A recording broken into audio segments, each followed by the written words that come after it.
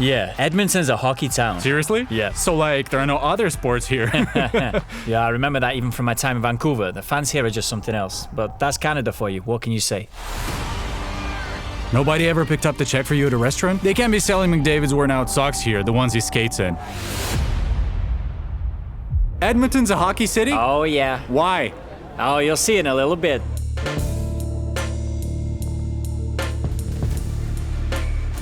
Even though the Edmonton Oilers fell short of winning the long-awaited Stanley Cup for the second year in a row, we still want to show you something you won't find in the standings: the spirit of the city and the incredible loyalty of its fans. Edmonton might not be Canada's biggest city, but it's without a doubt one of the most hockey-obsessed places in North America.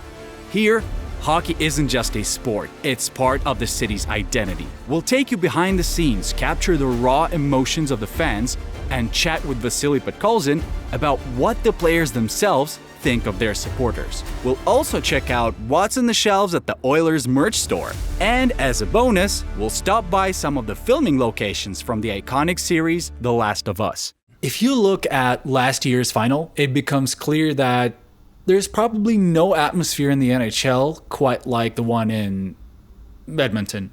What do you think of the fans here? Any interesting moments? Maybe someone wrote to you or stopped you on the street? Well, it's definitely a tough place to play. I remember that even from my time in Vancouver. The fans are just something else. That's Canada for you. What can I say? I mean, on the street, people will come up and say things like, let's get a photo or great game. Nobody ever picked up the check for you at a restaurant? That happened to Shosturkin once. They tried, yeah. No, in a restaurant, but in the lobby, in the hotel. We were just sitting there, and someone came up and said, we'd like to cover this for you. And I was like, please don't. I mean, how's that? I felt super awkward. And the bill was tiny anyway. Yeah, should have ordered more.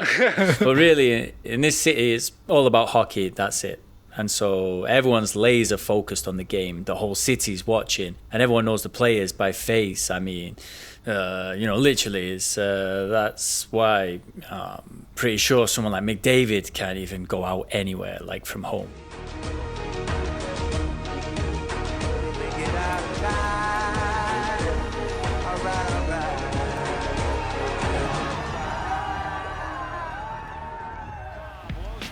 All right. This is one of those famous houses. There are a few like this in Edmonton, where the owner basically decorated his house like a hockey rink board. What would you even call it, guys? Has the city always been this into hockey? Yeah, Edmonton's a hockey town. Seriously? Yeah. So like, there are no other sports here? No, nothing else. Nobody really knows. Where did the idea even come from? It all started back in 2006. We were in the Stanley Cup final and we decided to build this fence with jerseys on it. Of course, back then it was different jerseys and a different fence. So you print new jerseys every season, right? Well, not every season. Just the last 3 years. Yep.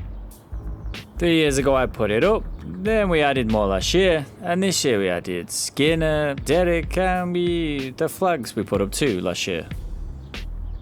Is it true or not that during the finals in Edmonton, you can take the day off? Or just not show up to work? Yeah, maybe.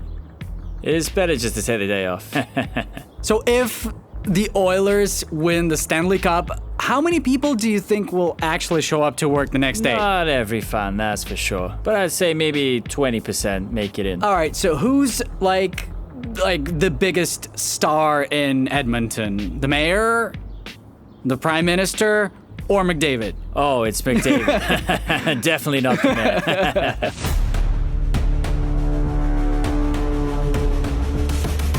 When I first arrived at Edmonton, I was thinking about what to show you. I could have talked about the biggest mall in North America, or show you the architecture, some government buildings, city halls, that kind of thing, But honestly, that'd be kind of boring. And Dima here suggested something much more interesting. He used to work in film a lot, and now we've just arrived at... 7 years. And now we've arrived at a really interesting location. So basically here, in Alberta in general, it's actually become very open right now to new projects when it comes to filming locations or shooting movies. And there was we had one big production. It was in 2022. They were filming A movie, well, a series actually, based on the video game The Last of Us. The legislature building was actually one of the key locations. I think it was episode 4 or 5, something like that. That's the one where the zombies rush in, they blow everything up, and our heroes run away. Yeah. A zombie show. I mean, where else would you shoot a zombie show if not in Edmonton? Well, it's a cool city, what can I say? Though sometimes you do run into some characters. Just go outside after 11 p.m. They're just enjoying the stars, you know? Yeah, one of the episodes of The Last of Us was shot right here. Correction. They shot all the episodes of The Last of Us here. The entire series was filmed in Alberta, yeah, and most of it was shot right here in Edmonton. So basically, in Edmonton, it's not just hockey. They're in the movie business too. Can't be any worse than in here. Can it? And this, folks, is Wayne Gretzky Drive. Yes, the Wayne Gretzky, the greatest of all time. Dima, what does Wayne Gretzky mean to this city? Well, he means almost everything. He's the past, the history, childhood memories for so many people here. And now with his current team, it feels like the time has come to relive the era. And every year, annually, this city hopes, really hopes, that the Stanley Cup is finally coming back home.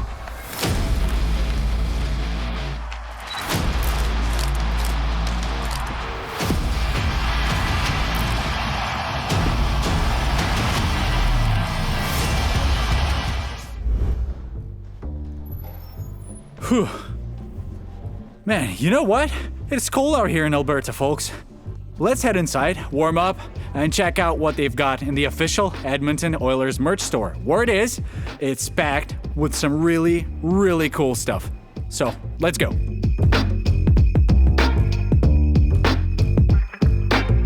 Wayne Gretzky. Wayne Gretzky is a legend for all time, and I feel like no matter how many years go by, his jersey will always sell. Like this one here. It's gorgeous. It's really nice. And the price tag? $300. Let's check how much a McDavid jersey goes for. If we're looking at one from Fanatics, it's oh right, this year's not Adidas anymore. They're Fanatics, so that means Only Fanatics now. yeah. So that jersey's gonna be $299, and Nugent Hopkins jersey also $299. The only thing is, I don't see any Podkolzin jerseys. You can get one made, but they're not just out on the Rex. Or they might be just sold out. Now this one's interesting. An actual game-worn Leon Draisaitl jersey for a modest 6,500 Canadian dollars. And how about a signed Evander Kane jersey? That'll run you $600. All right, what do we have here? Check out this cool installation. The Oilers logo is built out of tiny little pieces, kind of Lego bricks, you know? There are a bunch of cool collabs too with Mitchell & Ness and other clothing brands, and Edmonton's merch store is actually pretty serious. Let's take a look at these awesome jackets, for example. In case you didn't know, this is Drake's brand. Drake's originally from Toronto, but somehow they pulled off this beautiful collaboration. And even if you're not really into fashion or clothing, I'm not either, to be honest, I really like Drake's brand because they do a lot of, cool collabs with other sportswear companies, and the result always looks super stylish. Basically exactly how we like it. Here we have game jerseys. Let's take a look, maybe we'll find someone interesting. For example, here's a Darnell Nurse jersey. It comes with a special certificate, kind of like an official letter that says, "Dear collector, this jersey is fully authentic," and it has signatures here and everything. So it's some sort of certificate, I'd say, confirming the authenticity and that it's the real deal. By the way, the price is $749, which makes sense. I mean, it's a game-worn jersey. Of course it's gonna cost more. That's how it is for the collectors. I feel like getting a McDavid jersey in one of these limited drops is practically impossible. But a Nurse jersey? I've already spotted at least 4 of them here. The merch store itself is really well done. It's fresh, it's modern, it's stylish, and same goes for the whole arena, honestly. No expense spared anywhere. And I think we're gonna be repeating that line a lot in this episode. So yeah, you'll find caps of all kinds here, and clothes of all kinds, jerseys, sticks, everything you could want. If you're an Edmonton Oilers fan, you'll have no problem finding something you love right here. But hey, we can find Vasily's stick in the merch store for $200. Honestly, that's not too bad. And it even has his autograph on it. A McDavid stick? I mean, it's totally impossible to find. You can't even get one from him directly. Vasil already told us that. And I'm pretty sure it's the same story with Leon. Out of the top tier players, maybe the most accessible one is Hyman. And about his stick, that'll run you a solid $400. Twice the price of Vasily's. But the most interesting thing is actually right behind you. So, turn around.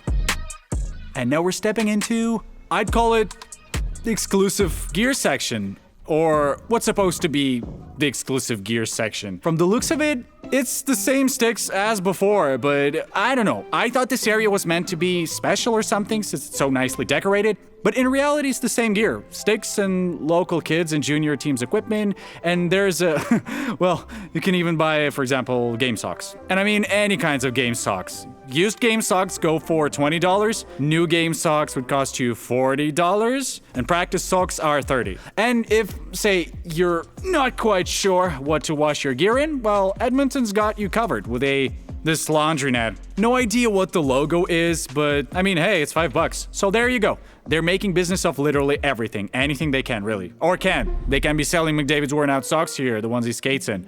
Now that would be a real collector's item. But things like that are priceless, my friends. A year ago, you were in Abbotsford playing in the AHL. Yeah, well, you know, it was a shock for me. It was really hard to come to terms with. Really hard to push myself to keep working, to just enjoy it.